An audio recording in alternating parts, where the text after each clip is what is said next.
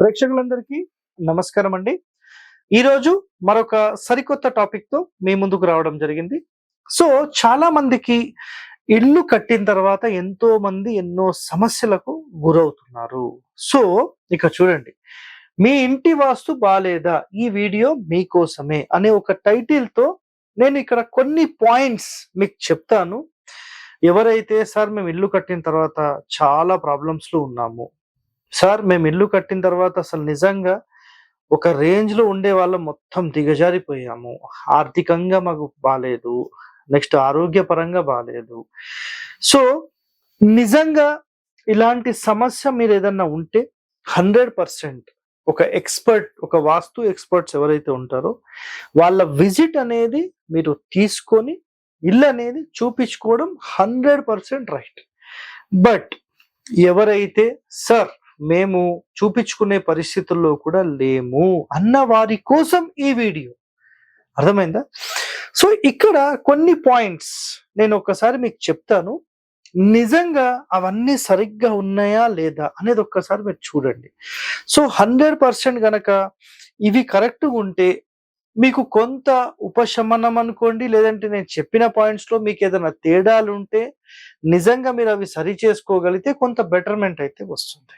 ఓకేనా? సో, మొట్టమొదటి పాయింట్. ఒక ఎగ్జాంపుల్‌లో ఇది నేను ఇక్కడ డైరెక్షన్స్ గురించి ఏమీ చెప్పనండి నేను. జస్ట్ ఒక ఇల్లు చూపిస్తాను అంతే. ఎందుకంటే మళ్ళా ఒక్కొక్క ఫేసింగ్‌కి ఒక్కొక్కటి చెప్పమంటారు.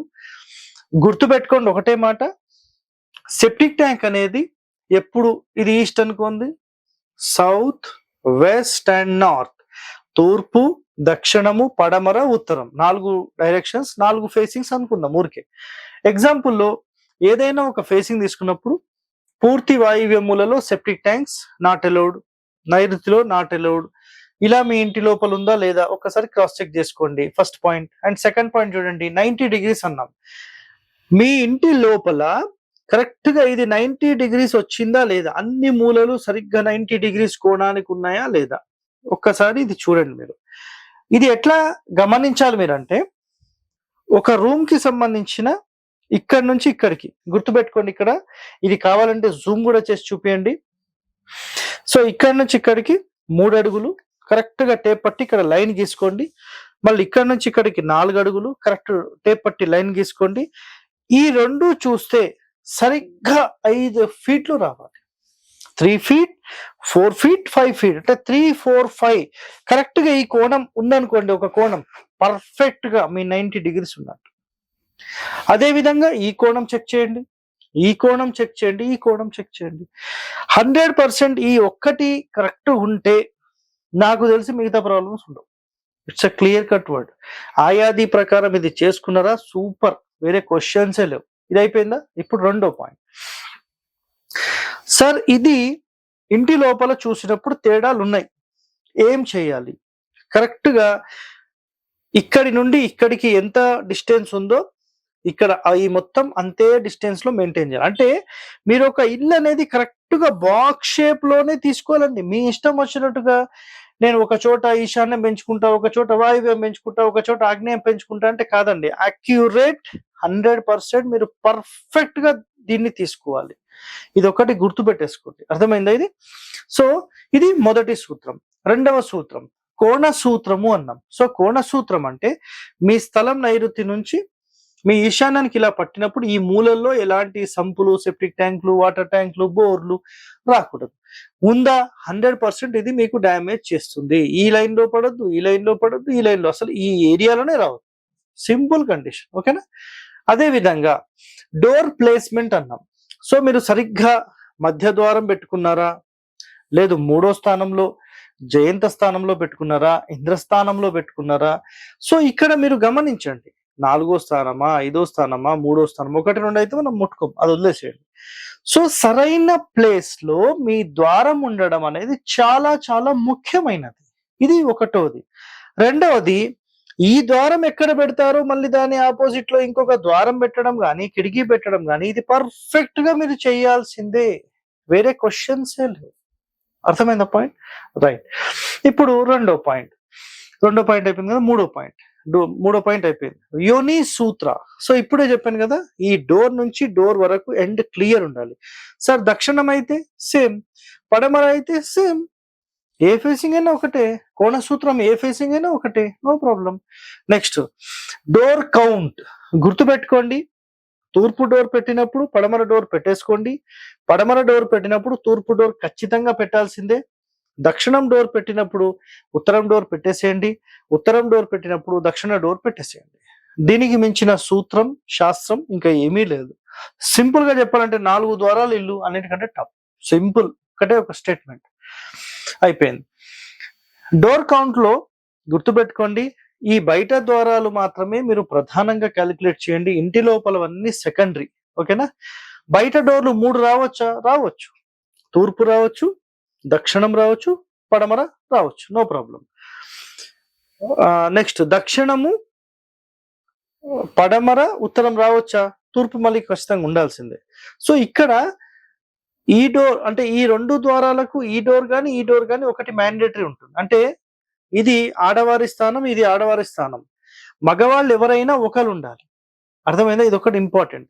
ఈ ఇద్దరి మధ్యలో వీళ్ళు ఉండొచ్చు. అంటే ఈ ఆడ మగ మధ్యలో ఒక మగ వ్యక్తి ఉండొచ్చు, ఆడ వ్యక్తి ఉండకూడదు.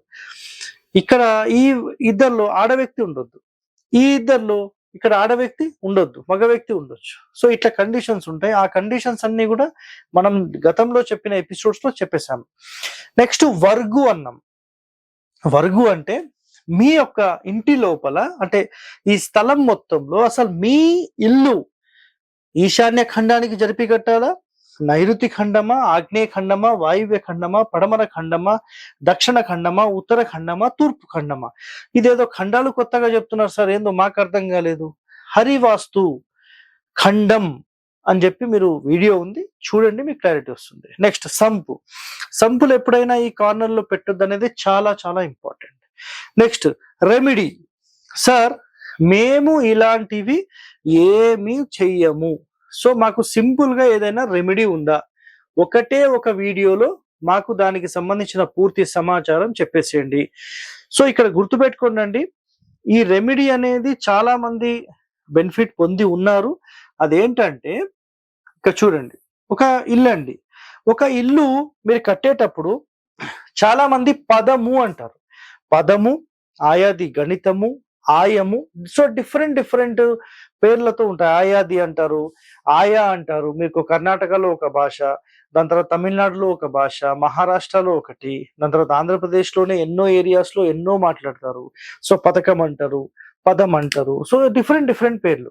సో ఇదేంటంటే పొడువెంత వెడల్పెంత అనేది ఇక్కడ చెప్పబడింది. ఆయాది అంటే ఆయా ఆది, వెడల్పెంత పొడువెంత, పొడువు వెడల్పు ఎంత, సింపుల్ ఆయాది అంటే.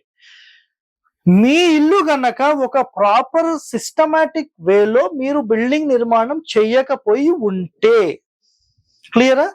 చెయ్యకపోయి ఉంటే మీరేం చేయండి అంటే, ఒక బిందె రెమెడీ ఉంటుందండి. ఓకేనా? ఒక బిందె రెమెడీ ఉంటుంది. ఈ బిందె రెమెడీలో దీని యొక్క చుట్టుకొలతకు మేము ఒక మెజర్మెంట్ చేస్తాం.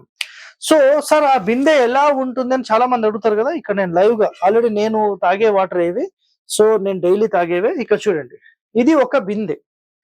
సో వీటికి సంబంధించిన సర్కంఫరెన్స్ ఇక్కడ చూస్తున్నారు కదా, ఇది వీటికి సంబంధించిన సర్కంఫరెన్స్. సో ఈ సర్కంఫరెన్స్ ఏదైతే ఉంటుందో వీటికి సంబంధించిన కొలత తీసుకొని మీ యొక్క జన్మ నక్షత్రాలకు అలైన్ చేస్తూ మనం ఏం చేస్తామంటే ఈ టోటల్ చుట్టుకొలతను సరిగ్గా మీ నక్షత్రాలకు మ్యాచ్ చేసి పెడతాం. దీనిని మీరు ఒక చెక్క మీద పెట్టడం. ఫైనాన్షియల్ గా డెవలప్మెంట్ లేదు అంటే ఉత్తర మధ్యస్థానంలో దీన్ని పెట్టి 24 గంటలు ఈ వాటర్ ఇందులో పోసిన తర్వాత 24 గంటలు గడిచిన తర్వాత ఈ వాటర్ తాగడం మొదలు పెట్టాలి. అర్థమైందా మీకు? అదే విధంగా ఒకవేళ మీకు అన్నింటిలో డెవలప్మెంట్, దాని తర్వాత ఫైనాన్స్ కానీ లేదంటే పేరు ప్రఖ్యాతల్లో కానీ సమాజంలో కానీ ఇవన్నీ కావాలనుకుంటే తూర్పు సెంటర్ లో మీరు 100% ఇది పెట్టుకోవచ్చు. నెక్స్ట్ మూడో ప్లేస్ ఈశాన్యం.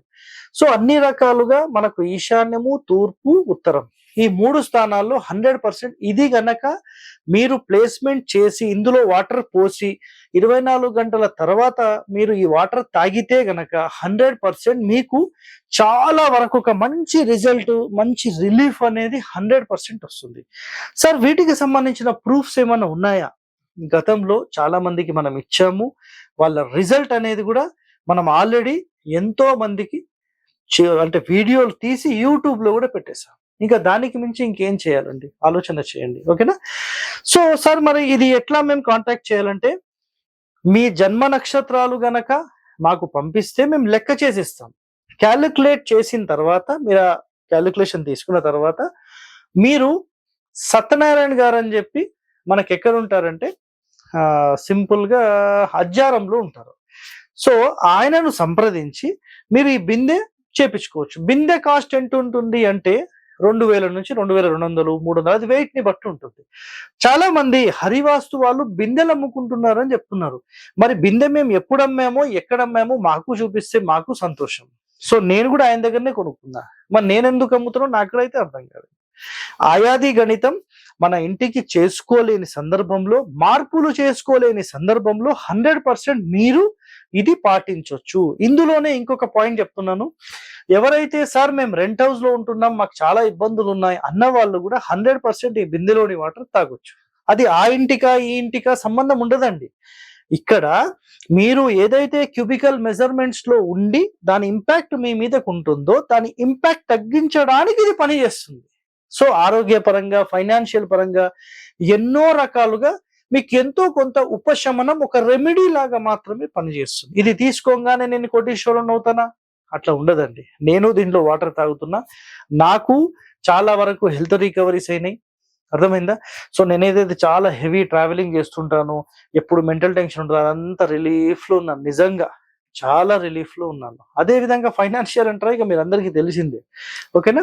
సో, ఇలాంటి వాస్తు రెమెడీస్ గాని, ఇలాంటి ఎంతో ఇన్ఫర్మేషన్ మీరు తెలుసుకోవాలంటే stay tune to our channel. Thank you అండి. ధన్యవాదాలు.